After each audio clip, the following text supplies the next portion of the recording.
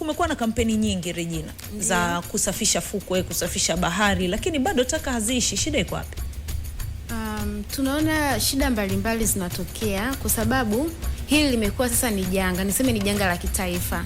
Kwa sababu hata tafiti zinaonyesha kwamba ni 80% ya taka ambazo zinatoka katika makazi yetu ya kila siku, makazi ya binadamu, na kwenda hadi kwenye fukwe zetu za bahari. Na hii inatokana na sababu mbalimbali. Kwanza tunapaswa kutambua kwamba jukumu la utunzaji wa mazingira ama la usafishaji wa aidha ni fukwe za bahari ama mazingira yetu kwa ujumla ni jukumu la pamoja na mamlaka husika, serikali na jamii kwa ujumla. Sasa tumeona kwamba imekuwa ni tatizo ama ni changamoto ambayo imekuwa ni ya kila siku, kwa sababu kampeni zinafanyika lakini bado watu wanaendelea kutupa zile taka. Naomba niseme kwamba umekuwa ni ufinyu hafifu wa watu kuelewa. Yaani uelewa wa watu bado umekuwa ni hafifu sana. Vile vile niweze kusema kwamba ni sheria, utekelezaji wa sheria na sera bado hazitiliwi mkazo. Kwa sababu kuna sheria zipo kwamba yeyote atakayeonekana labda anatupa taka ovyo, inabidi sheria ifuate mkondo wake, achukuliwe sheria, lakini imekuwa haipo hivyo. Kwa sababu tukifanya usafi katika fukwe za bahari, tumeona kuna taka nyingine hata ambazo zinatoka hospitalini. So it means kwamba kuna baadhi ya hospitali ambazo wanachukua taka zao wanamwaga katika fukwe za bahari, lakini watu hao wamekuwa hawachukulia hatua. Umeona, kwa pia hizo sheria na sera mbalimbali hazitiliwi mkazo. Na kama vile nilivyosema kwamba elimu, kwa sababu elimu ni kila kitu. Watu wanapewa elimu lakini bado elimu imekuwa ni changamoto kwa watu. Ndio. Sasa kama watu wanapewa elimu na bado wanakuwa hawaelewi, tatizo liko kwenye njia ya kuwaelimisha ama kuwafikia? Tatizo lipo kwenye njia ya kuwaelimisha pamoja na njia ya kuwafikia. Kwa sababu nimesema kwamba ili swala ni la kila mtu, ni jukumu la kila mmoja. Sio tu labda ni mamlaka husika ama labda ni taasisi fulani ama ni serikali, ni jukumu la kila mmoja. Kila mmoja anapaswa kutilia maanani ama kutilia mkazo katika harakati nzima za utunzaji wa mazingira. Sasa ni watu wanapewa elimu lakini bado watu hawaelewi. Labda niseme kwamba ile mifumo ambayo imewekwa kwa ajili ya ufikiaji wa watu bado imekuwa ni michache sana. Kwa sababu tuseme kwamba tunaandaa matamasha mbalimbali kwa ajili labda ya ueleweshaji wa utunzaji wa mazingira ama labda kwa ajili ya vitu mbalimbali vya mazingira, lakini bado watu hawapati zile taarifa kwa usahihi.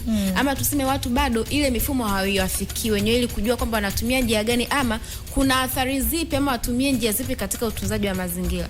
Kwa hiyo mifumo sasa ile ambayo inawafikia watu ama mifumo ambayo imetengenezwa ili kuwafikia watu bado ipo finyu sana na bado haitekelezwi kwa vile ambavyo inapaswa. Ndio. Huenda wengine wanachafua hizi fukwe kwa kuto kujua zina faida gani kwenye mazingira yetu na hata nchi yetu. Unaweza kusema nini juu ya hilo?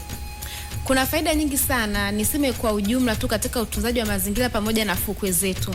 Kwa sababu fukwe zetu zinawekwa katika hali ya usafi na salama. Kwanza zinasaidia viumbe wale ambao wanaishi katika hayo maji waweze kusurvive. Kwa sababu imeonyesha kwamba ukiangalia katika utafiti wa UNEP pamoja na WHO wanasema kwamba ni 90% ya viumbe ambao wanaishi katika maji wanakufa kutokana tu na ule uchafu ambao unatoka katika nchi kavu. Hiyo inatokana na pengine wanapomeza ule uchafu ama wanavyonaswa labda na zile nyavunyavu ambazo zimetumika katika uvuvi. Sasa wale viumbe ambao wanaishi ndani ya kule maji wanakufa. Na ukiangalia sisi pia kuna baadhi ya viumbe ambao tunategemea kama chakula, samaki ambao tunategemea katika shughuli mbalimbali watu wanafanya kuuza, sisi tunapata chakula. Ukiangalia vile vile inashusha soko la watalii. Sehemu yote ambayo ni chafu haipendezi, mazingira yote ambayo ni machafu hayapendezi. Ukiangalia sisi nchi yetu ni kati ya nchi ambazo Afrika zinavutia sana watalii. Sasa emfikiria kwamba fukwe zetu zipo katika hali ya uchafu. Hakuna watu ambao zitawapendeza ama watu ambao zitawavutia. Vile vile pia inashusha shughuli za uzalishaji mali. Kwa sababu ukiangalia ukienda katika hizo fukwe za bahari kuna baadhi ya watu tuseme wajasiriamali wadogo ambao wanafanya shughuli zao mbalimbali, labda wanauza vitu. Sasa umekuta sehemu ile ni chafu, labda mtu anauza vitu vyake huwezi kununua. Kwa unakuta kuna zile baadhi ya shughuli zinashuka. Na kama nilivyotangulia kusema kwamba inashusha pia soko la utalii. Watu waweza wakaja wafike wavutiwe na sehemu fulani wakeni hiyo sehemu ni chafu. Vile vile inasababisha maambukizi ya magonjwa mbalimbali, tuseme mazalia ya mbu. mbu wanakuwa kwa kiasi kikubwa sana, especially kwenye hizo sehemu za fukwe za bahari, kutokana na uchafu mazingira yasafishi, na hivyo inasababisha watu kupata hayo maradhi. Unadhani sasa tufanye nini? Kama ulivyosema, tatizo liko kwenye namna ya kuwafikia, lakini pia labda wadau wanaotoa hizi elimu ni wachache, na sera zetu, na wengine labda wanachafua hizo fukwe lakini hakuna hatua ambazo wanachukuliwa. Mamlaka na wadau wafanye nini kuhakikisha kwamba fukwe zetu zinabaki safi na salama na tunaepukana na hizo athari ambazo umezizungumza? Kwanza, usafishaji wa mazingira iwe ni zoezi endelevu. Nakumbuka kwamba tulikuwa tumepanga kwamba ni kila baada kwa mwezi tuseme tunaenda angalau Jumamosi 2 kufanya usafi katika fukwe zetu, labda tutaenda Coco Beach, tutaenda Masasani Beach.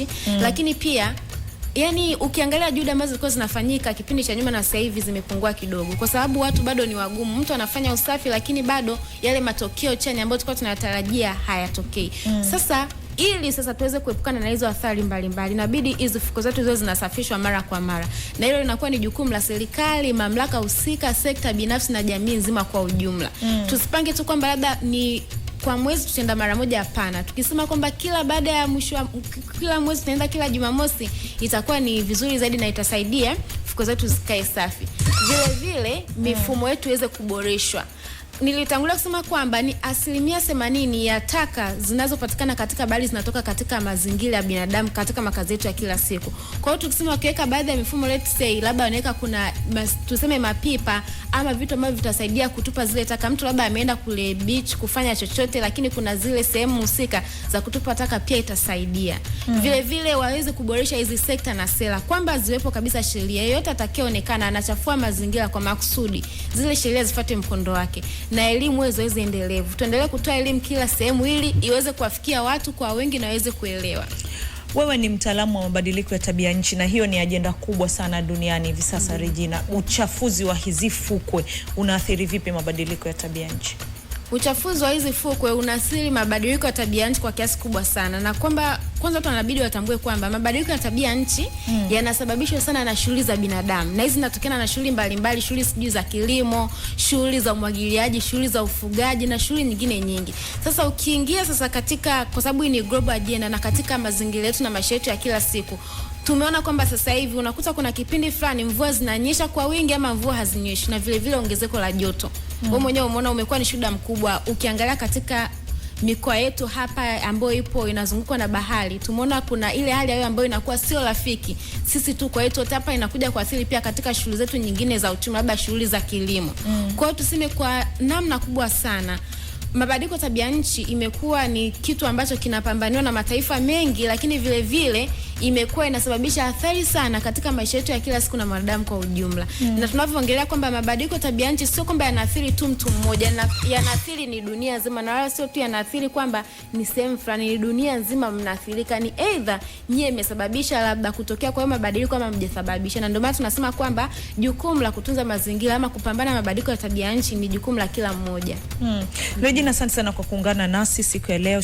Shukrani sana kwa kuja kwenye Kasri, na tunakukaribisha tena siku nyingine. Asante sana. Chiki. Mezani mwa fukwe za bahari, makundi madogo madogo ya taka za nyumbani yameendelea kuonekana. Miongoni mwa taka hizo ni chupa za plastiki, bilauli za plastiki, pamoja na taka hatarishi kama taulo za kike. Kwa baadhi ya wakazi wa maeneo hayo, hali hiyo huonekana kuwa jambo la kawaida. Hata hivyo, taka hizi ni hatari kwa mazingira pamoja na viumbe wa baharini. Pamoja na kuwepo kwa kampeni, miradi na jitihada za mashirika ya kiserikali, sekta binafsi na wadau wa mazingira wa kupambana na uchafuzi wa bahari, fukwe nyingi jijini Dar es Salaam ikiwemo Coco Beach, Kawe na maeneo ya jirani zimeendelea kukumbwa na tatizo la utupaji ovyo wa taka. Takwimu zinaonyesha zaidi ya tani 30 za taka zilikusanywa kwenye fukwe za Kinondoni kati ya Januari na Disemba mwaka jana, ishara ya kiwango kikubwa cha uchafuzi katika maeneo hayo. Hata hivyo, baadhi ya wananchi wamesema tatizo la utupaji taka maeneo ya fukwe bado ni changamoto. Mtemi nyingine unakuta takataka zinaletwa na mitaro ambayo inatoka juu kuja baharini.